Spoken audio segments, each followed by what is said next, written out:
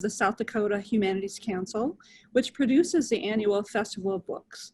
We're really pleased that you're here for this 2020 virtual event. Before this event gets underway, I want to share some housekeeping details. If you'd like to ask any questions or share comments with today's presenters, please type them in the chat section, which you can open by clicking on the conversation bubble at the bottom of your screen, or in the comments section on Facebook. I'll pass this along as many as possible at the end of the session. We will allow you to turn your audio and video at the end of the session on and off so that you can ask your questions more directly. So in addition to attending festival presentations like this one, we invite you to visit our virtual exhibitors hall event on the SDHC Facebook page, where you can learn more about authors, publishers, and cultural organizations, and you can win prizes too in the process. You can buy books by our presenting authors at Zambros Variety Special online festival bookstore at zambros.com, or for children's authors at Child's Play Toys, childsplaytoyssf.com.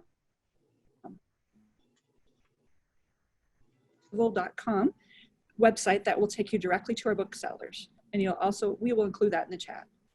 So to help us continue to improve the festival, we'd appreciate you filling out an evaluation form. We'll email you a link to this form at the conclusion of the festival, and you can also find that link in the chat section on Zoom.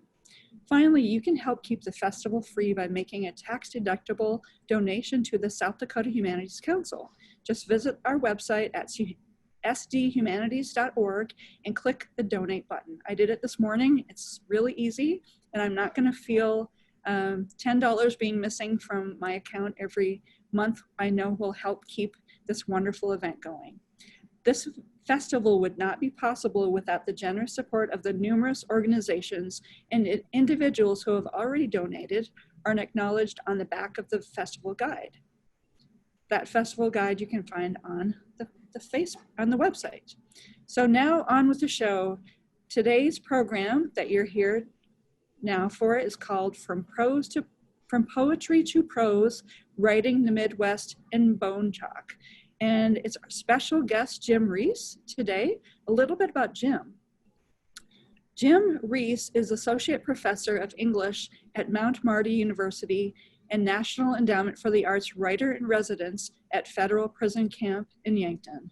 His book of nonfiction, Bone Chalk, was published by Stephen F. Austin State University Press in December of 2019. A fourth collection of poetry, Dancing Room Only, New and Selected, is forthcoming by New York Quarterly Books in 2021. So without further ado, welcome to Jim Reese. Take it over, Jim. Thank you, Pamela. So when I was in grad school, I had a great fortune to watch Ted Kooser become famous overnight. He became the United States Poet Laureate for 2 terms from 2004 to 2006. And he also won the Pulitzer Prize during this time. So rumor has it when he won that award, an Omaha World Herald journalist who was coming to cover the story saw Kooser rolling around in the leaves in his front yard in celebration. I believe that rumor, and I think I'd do the same. It was pretty magical to be an English student at UNL at this time. There were a handful of very successful writers, all doing great things. Jonas Agee, a great novelist, Jerry Shapiro, another novelist whose new book was getting made into a film, Hilda Raz, and Ted. I think what was so interesting to watch when the school exploded in his success was how he kept his cool. He put his head down and really got to work. He did over 250 readings in 2 years. He said his life was an airport conveyor belt. He was always riding the auto walk, which took him from one city to the next. His mission was a great one for American poetry, to show how poetry was accessible to the common person, how it wasn't a math problem that we had to solve. He invited John Prine to the Library of Congress, and with some perseverance convinced the library that Prine's music was poetry. His presentation that year with John Prine got more hits on the library's website than any other presentation or recording. What was even more notable is when Ted was off the road, and if I could find time in his schedule, he would still come to my classes to talk with my intro to poetry students. he would still come to the graduate student no-name reading series. Kuzer, who came up to me after my reading and said, "Jim, that last poem you read was an entire Willa Cather novel." He smiled, I smiled, maybe my mouth was hanging open a little bit, and then he politely walked away. I never took a private tutorial class with Ted, but I did borrow his digital camera when those were still new, and we became friends and have stayed friends ever since. He taught me through all of this that poetry isn't the highest art form. I should ask him what is. And he has encouraged me for years to write prose instead of poetry, which makes sense. I really enjoy narrative voice in prose. I get a chance to kick off my boots and hang out with the reader. And in Bone Chalk, I did just that. I examined a lot of the poems I had written and turned some of my favorites into longer prose pieces. This was something I'd seen Kuzer do in his book, Local Wonders, and Bill Clefcorn do in his 4 memoirs. These two guys were and are still my biggest influences. One of the first poems I ever published in a reputable magazine was called Eucharist Ii. The poem appears here in the first 4 paragraphs of the first essay, How to Become a Regular. You can see how the poem opens the door to this world, and after 4 paragraphs begs to go on and hang out with these people for an evening. Picture Main Street. Pickups in a row like a used car lot, Chevy versus rusted Ford, late November after harvest. Tootie's bar full of farmers sitting at round tables, clean overalls and all. The stench of stale beer and urinals run dry. It's cards, euchre. Fist slammed down on oak, the better the hand, the louder the bang. See Pauline and Linus Cummings, 2 out-of-towners, pause between bites of pie to see for themselves. Hear Leroy Taverty speak up every time an argument ensues. Leroy, the almighty authority on everything here. Now imagine a more serious affair than prices dropping $2 a bushel. Edsel Thompson hollering, "There's more money in selling the Colonel to Hy-Vee for lawn ornaments and decor than giving her away." Here open, in, and come on at the euchre table. Loose change slides from one pocket to another, lids squinting, pupils shifting, and wide eyes showing all their white. Hands hold 5 bid, no bid, bush light. Fists against table, these tables on top of floor, this floor covering foundation, this foundation over the land they work. Now belly up to the counter and order a red beer. Grab the salt shaker and tap some on your napkin. It won't stick to your drink. Tomato juice and beer. Who would have thought? Buy the guys at the bar their next round, even if they have full drinks in front of them. Listen and laugh at the jokes. Talk about what you know if asked. Later, as you get right with the world, ask Margaret Bender, the woman behind the bar running the show, "Can I get these fine ladies a drink when you get a minute?" Ask curiously and kindly, "Oh, young man," one of them will walk over and say while she reaches down and puts her hand on your thigh, "We are ladies." Gaze at the 37 stuffed animals mounted on these walls, 5x5s and buckskins over beer taps and booze. There are roosters on the run, 2 wide-eyed coyotes stopped in mid-dance, a full-breasted turkey fanning itself. Admire the large shadow box full of 40 pounds of Missouri catfish hooked on a stringer and polished with polyurethane. Imitate the men leaning on the bar and swiveling on round stools in camouflage and Carhartt coveralls, all of them this evening immortalized amongst wildlife. It's been dark outside for at least 4 hours, but in here, life illuminates. Hear the cackle and howl carry down Main Street, echoing call after call. In one corner, listen as Harold Tehachenbach, blinder than a raccoon in headlights, bends the truth. "This big bastard today walks right under my godforsaken stand. Biggest buck I ever seen. And that damn rifle must have jammed or something, and there I was, stuck like a gopher in soft dirt." Listen to Harold. because everyone else does, because he's a nice guy. We all know he likely put more holes in the sky today than a lot of us. That's all right, Harold, you old sucking buck, Leroy says. You'll get him next time. Watch, man sits in tree across from you as he sips 45-cent coffee. He will laugh to himself for no apparent reason. Edsel Thompson, the guy next to you, he talks too much. He will give you man sits in trees life story in 5 minutes. Once he says that crazy coot threw a couch on top of his trailer during a tornado to keep it from blowing away. Can you believe that? Believe it, or pretend you do. A person gets crazier and crazier every year. You hear what I'm saying? You just hope it's a better kind of crazy, right? Laugh along. Try not to look sympathetic the next time you look at the guy. Margaret will carry another plate of fried chicken to Leroy Lammers for a thank you, ma'am, as he places a clean napkin in the neck of his shirt. Don't stare at Margaret's ass too long. It's hard not to, we all know, but she's got eyes in the back of her head. Just play it cool. It's not just her looks either. Leroy really does live for this chicken. Try it, and when you do, eat more than one plate. Edsel, your buddy now, plops another peanut into his rum and coke and offers you some infinite wisdom about women. She'd look real good underneath me. You've never seen anyone put peanuts in their drink. You remember your dad puts ketchup on his scrambled eggs, and you think that's weird. Identical twins in their 60s, still dressed the same, stand patiently by the south door waiting for their booth to become free. Freaks, Edsel mumbles, as he turns to look over his shoulder. They're not any freakier than Edsel and his Planters peanuts, you think? Someday you'll have to introduce yourself and get their story.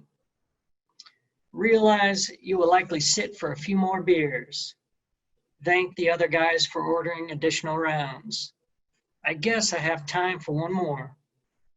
Say it like that and don't forget to return the favor. Watch Margaret fill the last of the salt and pepper shakers and throw her apron in the corner. She'll already have a few coming to her before you have a chance to order a drink. Be cool though and offer her your seat. Go play a game of pool and maybe let the other guy win.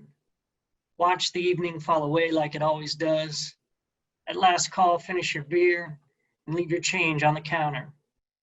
Laugh when Edsel tells you to keep it between the ditches. Wave goodbye to Margaret. Drive up Main Street, past the service station with its used tractor tires leaning against the garage and the flower shop with the miniature antique carnival carousel in the window spinning, the elegant horses moving up and down, illuminating the front of the store.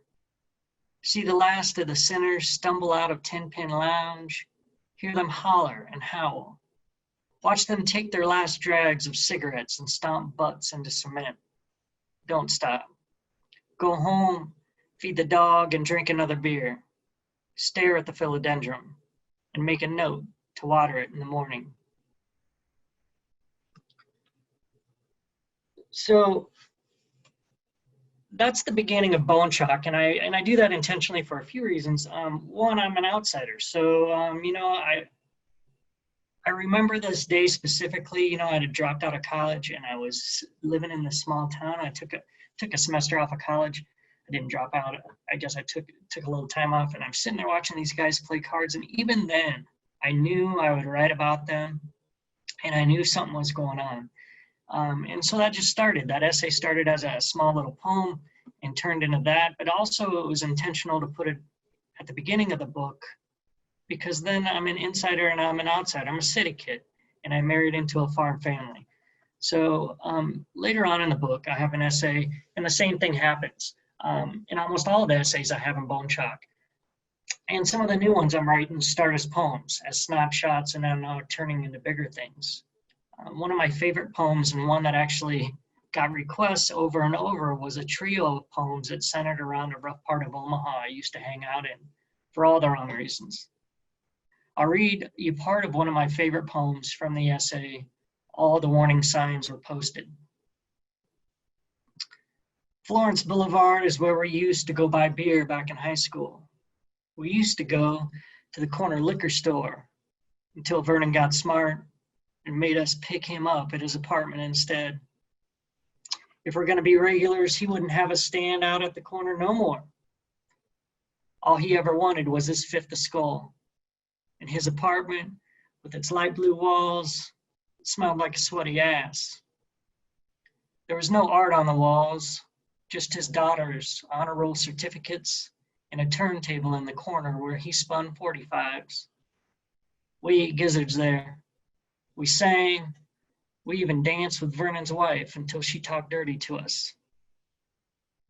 Here's the essay. See if you can hear the other poems in it. Possessive dandelions and snot-nosed kids blowing snowball seeds into headwind.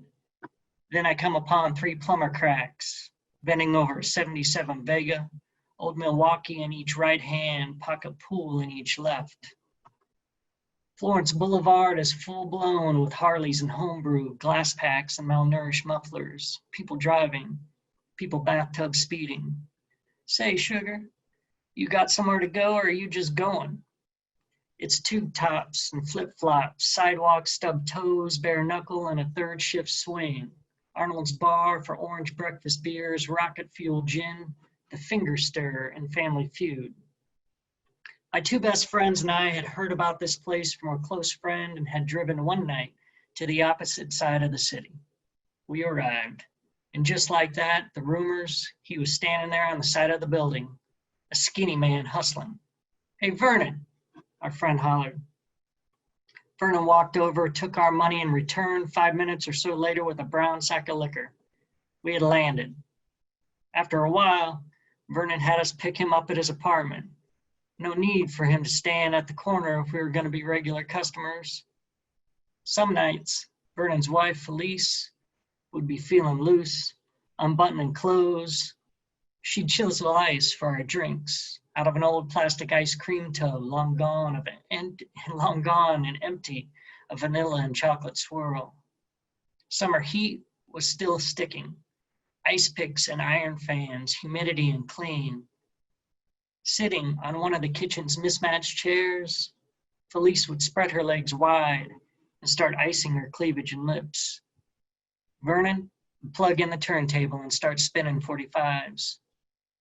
Felice might grab one of us and try to lead us in dance. I got songs to bring it up, Vernon hollered, and songs to take it down. Don't be taking advantage of my wife, you hear? Before long, Vernon would drift off somewhere else, sometimes physically, looking for what he called his own 10-penny high. Some sugars right through that bedroom door, Felice whispered. One night, tongue in ear. That was our cue to leave. We all thought about it on the long drive home. Some of us talked about it. Some of us joked about it.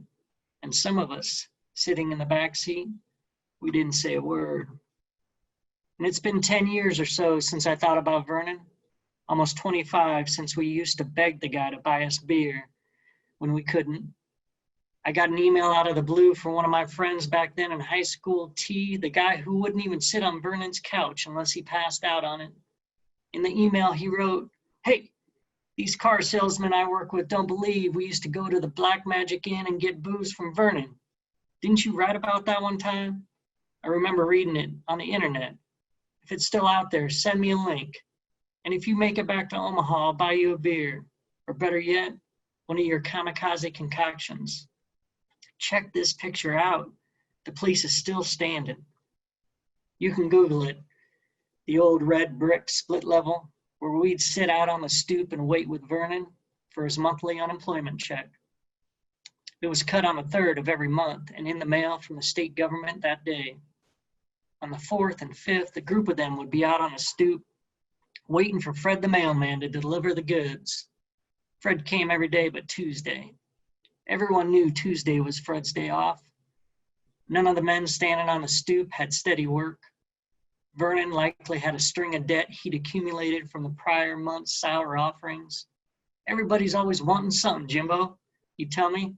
Man's always taken. My girl wants to perfume the place up. And I gotta find me a trumpet. Hell, I know something. We gotta eat. Gotta get me a check. You gotta get your skull is what you gotta get, Solly said. Solly came out of 1C wearing his girlfriend's bikini briefs and 2 different see-through dress socks. Some days he came out to see for himself if he was gonna stand in line at the corner to get himself some work. Maybe manpower would give him another shot. Or it might be just one of those days. Clarence, who came from around back of the apartment, hadn't gone down to the corner for the last month and a half. He walked up to the front landing, yawned, dug his hands in his shorts and scratched himself. It was another strike on the stoop. Vernon, skinny as hospital toilet paper, would be bumming smokes from us and living off of everyone else's dole. He'd start getting itchy and agitated, looking down, picking up cigarette butts, relighting them, scratching at the backs of his hands. Maybe the man cut you off, Vernon. Someone always said it. I'm disabled. I can't get cut. Disabled? Where? And it went back on like that until Fred, the working man, arrived with the check and Vernon bought everyone 40s and smokes and did his second week of the month dance out front. Just call me the bird, he'd say, boogieing barefoot into the night. We were middle-class West Omaha boys out of our element, and we seemed to fit in just fine. Me with my long, wavy, salon-permed hair and skate rags, T with his crappy Toyota Celica with a hole in the muffler, hat cocked sideways with attitude, and C scoping things out, quiet as usual, with his white t-shirt built, as we say here, like a brick shithouse. School would start soon, and we'd have to wait until the weekends to come back. We always went back, and we always stayed too long. This was our little secret. Starting in our junior year, we went downtown sporadically to get most anything we desired. We were aware of pain and suffering, and we didn't have it any worse than the next guy. We were well fed and watered. Our families, all dysfunctional in their own ways, were concerned about our well-being. We had rules, curfews, and for the most part, we followed them. We came home when we were told. If we didn't, we were held accountable for our actions. We had things to accomplish, things to become. We knew that. We also knew we liked to get bent. Why was it we were so desirous to singe our brains? Fitting in and becoming that romantic renegade who didn't seem to care was important to me then. Truth is, you hang around a place like Vernon's, and the weight of its sorrow, its disillusionment, starts to stick to you. One night, heading back to Millard from downtown Omaha, C drove his Trans Am madly. I was looking out the passenger window, trying not to pay attention, counting mile markers, wishing I was home. I was tired of the charade. I wanted out, but I also kept tagging along. He laughed and looked at me bizarrely. He said, "We could drive off this interstate right now. You want to?" He swerved his car intentionally toward the shoulder. No fucking way, man. I have stuff I want to do with my life. We spent the next 10 minutes in utter silence. There was something brewing inside of C that I didn't want to be part of anymore. I wake up some nights in a panic that we were on that same stretch of the interstate. I think quite possibly he would have intentionally driven that car off the road if I would have gone along with it. Darkness wasn't alien. We didn't have to travel to find it. That night, it was sitting right next to me, driving the car. One Friday afternoon, we did our usual half-hour commute after school to Vernon's. We opened his front door and walked in after he didn't answer to find him dead on his couch. He had on what looked to be his only dark blue dress pants, no socks, and black, somewhat polished, half-tied shoes. He wasn't wearing a shirt. He was on the couch, flat on his back with his hands folded over his heart. "Hey, Vernon, wake up." He didn't move. We all stood over him. His chest glistened with sweat. He smelled like vodka and BO. Someone checked his pulse. "Boo, I got you." You thought I was dead, didn't you? We hoped, T said. Had to go to a job interview today. Look sharp, don't I? He proclaimed, rising from the dead.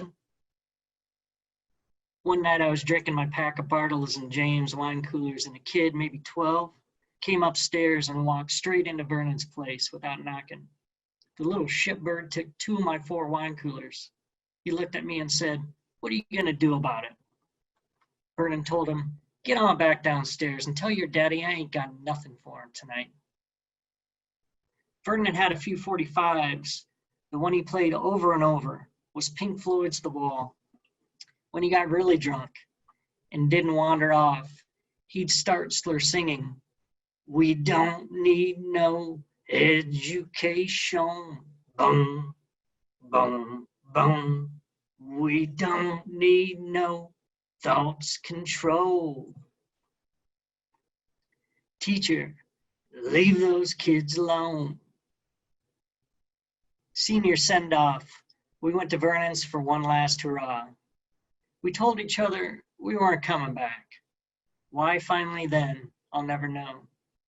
We spent 2 years driving back and forth to a part of the city that let us escape the middle-class confines of our lives and pretend we were free until we realized no running could change the men we were so desperately trying to become. T's girlfriend was pregnant. C was heading to the Gulf War. I was contemplating college. One last hurrah, reflecting on our short and heavy lives. It didn't take long for T to hug the toilet. His baseball cap had fallen off somewhere.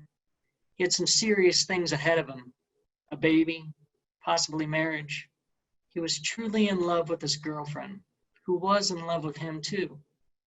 He'd graduate high school and he'd go on to be successful. The guy could work. 2 of our friends had already dropped out of high school and were working full-time, a thing that seemed enticing 2 years before. But now, a daily 8-hour shift and responsibility seemed way out of my league. Every time I reminisce and retell the climactic ending of that night, I tell the story this way. Florence Boulevard is where we used to go buy beer back in high school. We used to go to the corner liquor store until Vernon got smart, made us pick him up at his apartment. If we were going to be regulars, he wouldn't have us stand out of the corner no more. All he ever wanted was his 5th of Skull. And his apartment, with its light blue walls, smelled like a sweaty ass. There was no art on the walls, just his daughter's honor roll certificates and a turntable in the corner where he spun 45s. We ate gizzards there. We drank and sang, and we danced with Vernon's wife until she talked dirty to us. And the night she asked C to feel her up, and he didn't. The night she stabbed Vernon in the stomach because he couldn't get it up. That was the last time we bought beer on Florence Boulevard.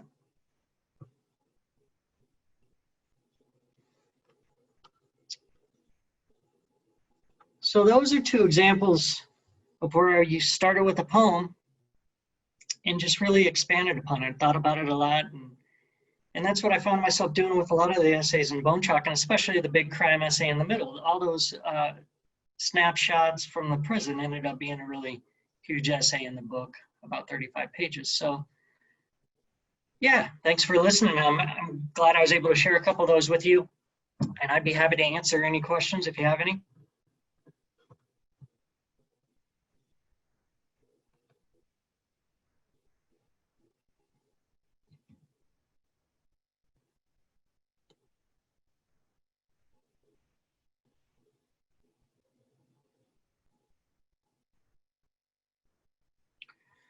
And so it looks like it says, can poetry turn to prose and vice versa? Well, I think those are 2 good examples of where I used poetry and turned it into prose. And it's interesting to me now because to be honest, at first the first thing is when you're in grad school, you have to pick a genre. And you have 4 to 6 years to get your degree, and you're teaching, and you're writing your dissertation, and your dissertation is a book. If you're a creative writer, you have to publish a book to get a job. So there's a lot of pressure. So once you pick a genre, you don't want to stray from it after a year. You want to stick with what you've decided. So I picked poetry. I had seen poets like David Lee and Bill Clefcorn and Kuzer, and I like those guys a lot. I really like David Lee's voice, though.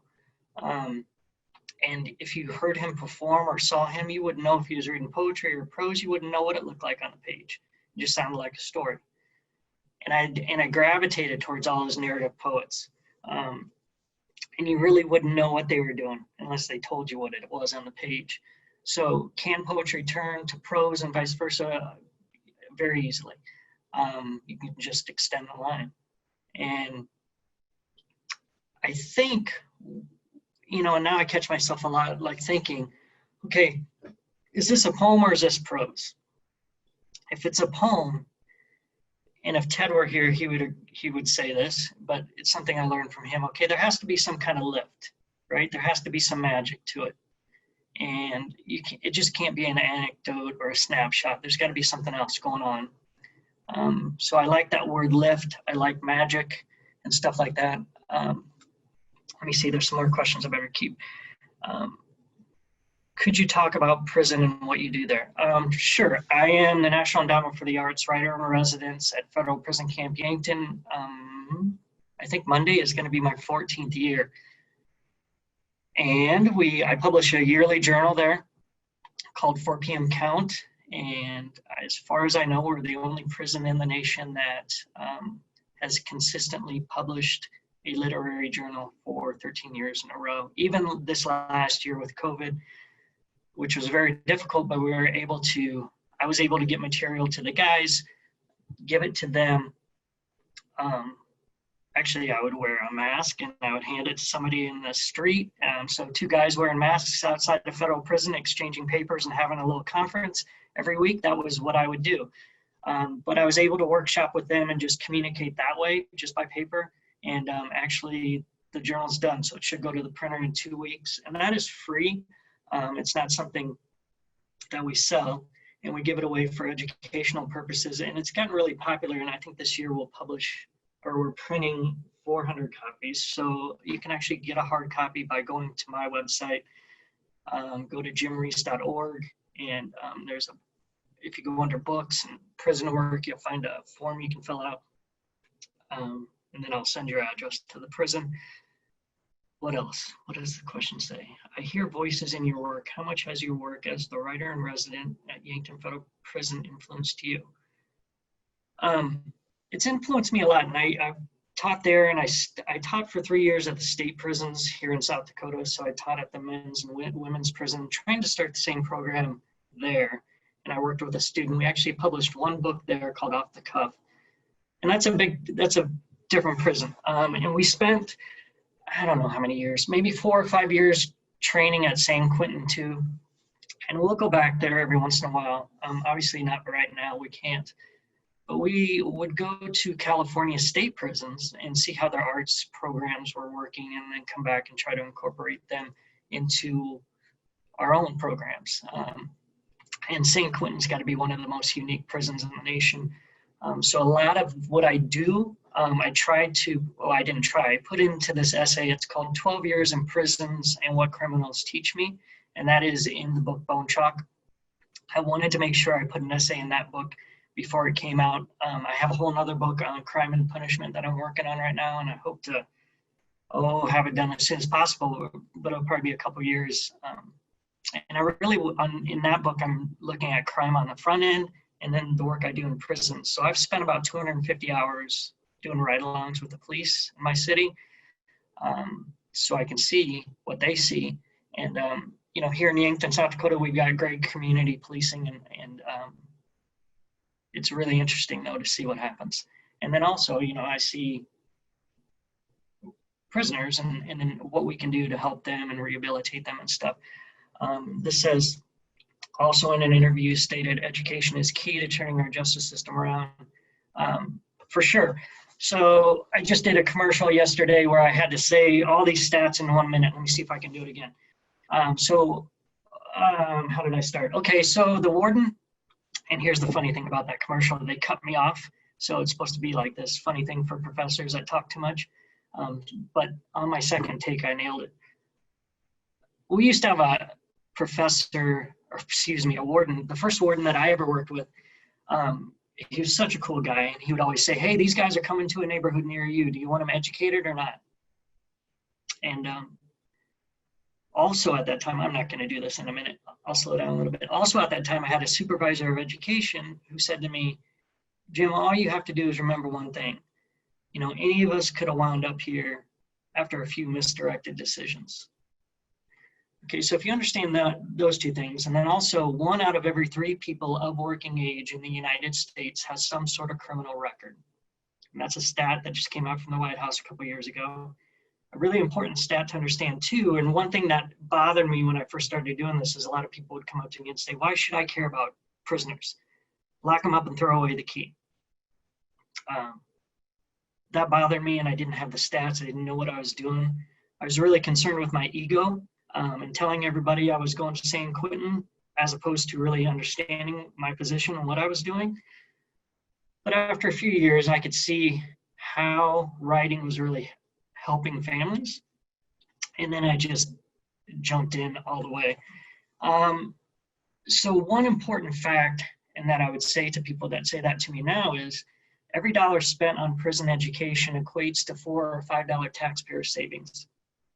So if you don't care about anything else, if you don't care about people, and you've never made a mistake in your life, and all you care about is your tax dollar, then you should care about that. So, but again, we know education helps. And I think the coolest thing I ever heard was when I was at San Quentin. They have their own newspaper there. San Quentin's like 432 acres. It's half the size of Yankton. And I'm reading the newspaper the first weekend I was there. And it said something like, you can lock a person up and teach them a trade while they're in prison, and that's all fine and good. But what you also have to do is help them come to terms with the emotional instabilities that brought them to prison in the first place. Because if you don't, you're just going to send an angry person right back out into society. And also, 95% of people that are locked up are going to be released. So it makes common sense to help these men and women get an education. A lot of them haven't had a chance to do that. I mean, there's all different kinds of variables of why people are in prison. And heinous criminals, at least in the federal system, it's under 3%. In the federal system, it's like 50% of them are in there for drug-related crimes. And we could talk a whole nother month about that. But so there's things that we can do. Education being number one, I think. What initially drew you to working with writers in prisons? It was just happenstance. And you know, at the time, I wasn't sure I really wanted to. Money was a big motivator. Why I didn't really want to was because when I went to high school, this is another reason I wrote the essay in Bone Chalk was, so my friend in high school was raped and murdered by a guy that used to help me do my math homework in middle school. So to me, all criminals were this guy. Okay, so I had a really jaded sense of who was in prison. And so I spend some time in Bone Chalk writing about my friend and her murder and how that affected me and a bunch of us. So, but after I started, like I said, it took me a few years to really realize what I was doing and how we could help people. And that's probably, I mean, it is the most rewarding thing I've ever done. So yeah, those are some, how does being an academic affect your creative work? Okay, I see that questions keep coming. Oh, how does it affect it? Well, I have to teach and grade papers and I can't write all the time, but no, how does being in academia affect your creative writing? Well, let's take an essay like the prison essay that's in Bone Chalk. I wrote that, and that actually was it was probably a 200-page manuscript, and I was working with Kent Meyer. He's an editor. Well, he's a great writer, as you guys know, some of you from South Dakota, but he's also a really great editor and teacher. And he said, Jimmy, you have this really interesting academic manuscript. but why don't you try and forget about all the statistics and just talk about how crime has affected you? And once I did that, then that essay came to life. And that's how I'm writing this other book too. Not so much worried about finding an answer, which I do a lot in academia, right? I'm trying to always find the answer. Why do people do what they do? What's the answer to crime? We're never going to solve crime, but there are a lot of really good solutions. So that affects, there's good, and I try to help my students. I mean, the same kind of writing exercises I do in the prisons to help people come to terms with themselves, I do here at the college too. Because there is no socioeconomic, line or anything, people are people. Doesn't matter if you have money or not. People have baggage, carry things with them, and they need a way to express that and talk about that to come to terms with stuff. So I've incorporated everything I'm doing at the prisons here with my students, and it's really beneficial. As long as you can create an environment, a place where people feel safe to, share their stories, your classroom will be great. It doesn't matter where it's at. Let's see. Thank you. That's nice of you to say. Are you a people watcher? Yes. I better read these before I just answer them. Are you a people watcher? Yes, of course. Yeah, I'm always watching people and observing things because I think I actually give people, I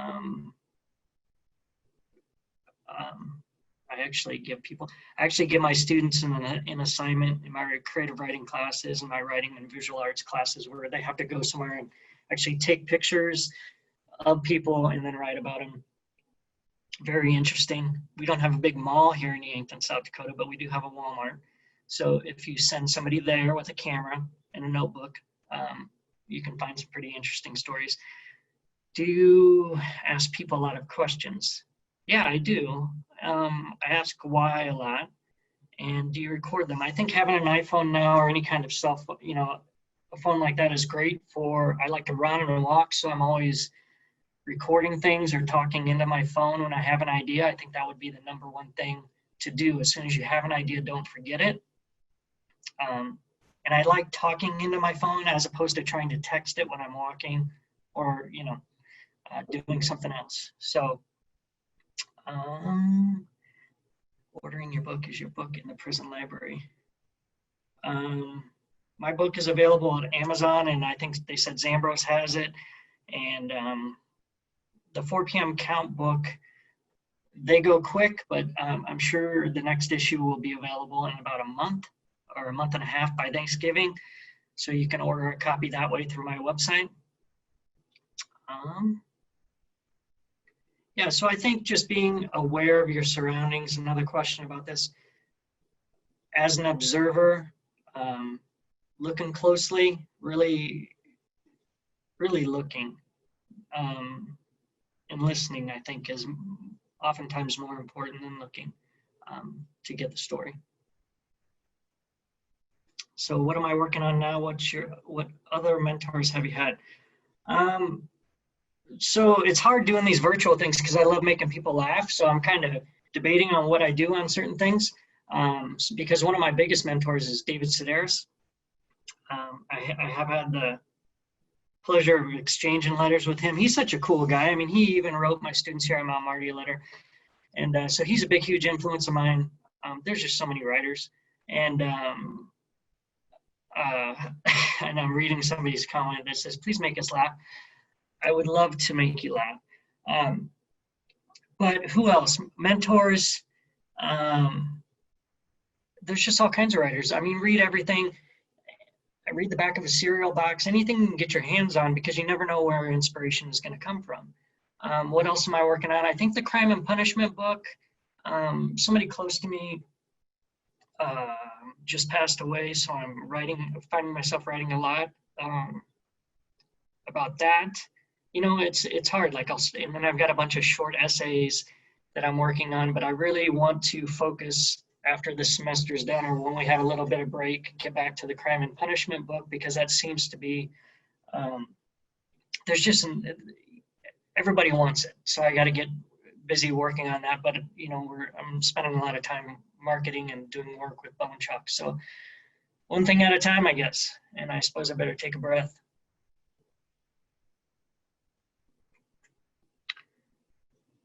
We should all document our, yes.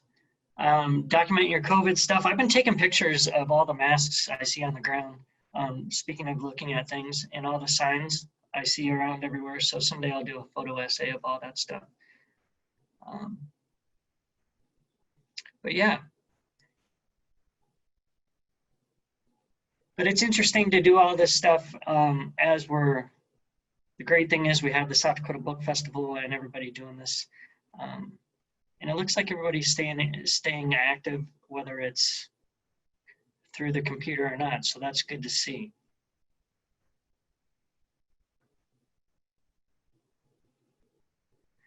Could I read anything from Crime and Punishment? You know, here's something new that nobody's heard. And it's short, and I've got about 4 minutes left. Let me find it. And I think actually, so you're talking about poetry and prose. I put this in the poetry book. So, and I kind of joke with certain writers. So if Kuzer was here, like I said, what is this? He's like, don't even tell anybody what it is. Just give it to a magazine. Make them decide. And this looks like prose. This looks like 3 paragraphs. It looks like a prose poem. This is from the state prison. I'll kind of finish with this. It's called Even If. Checking my rearview mirrors for what ifs, I let the world and problems that haven't happened yet swallow me. I'm passing people in cars and trucks looking down, not ahead at the road, convinced that all of us were distracted somehow. Good teachers told me to enjoy the present, what's right in front of me. Look forward, I can hear them say, never look back.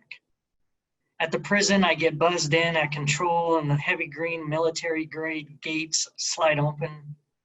I walk the yard with a correctional officer and pass through other giant barricades as hundreds of men in khaki, gray sweatshirts and white t-shirts scatter on their way to jobs on the compound or to GED classes, to my writing for reentry class or to the pill line, to prayer groups or to their bunks. I nod and say hello to as many men as I can. I hope my face says smile. I say onward. I say we are living, I think breathe. I hear that little voice say, you already have the answer, yearn. I'm in a real prison with razor wire and walls already too tall to climb, no time to stop, no time to look back. One of the only places each week where I live in the present, always alert to my surroundings. I am alive and believe in these men. Instead of what ifs, a student in class says, I'm assuming even ifs. Then I can keep moving forward. So that's something. And that'll probably be, you know, just parts, another part. The Crime and Punishment book is gonna be police, prison. I think that's kind of how I have it set up right now. It'll go back and forth. And so yeah, I appreciate all the nice comments here. It's nice to see all this stuff. And Pam, thanks so much for emceeing this event and everything else you're doing for the festival. And then yeah, go out and buy Bone Chuck and buy everybody else's book and read lots. And I will see you guys later.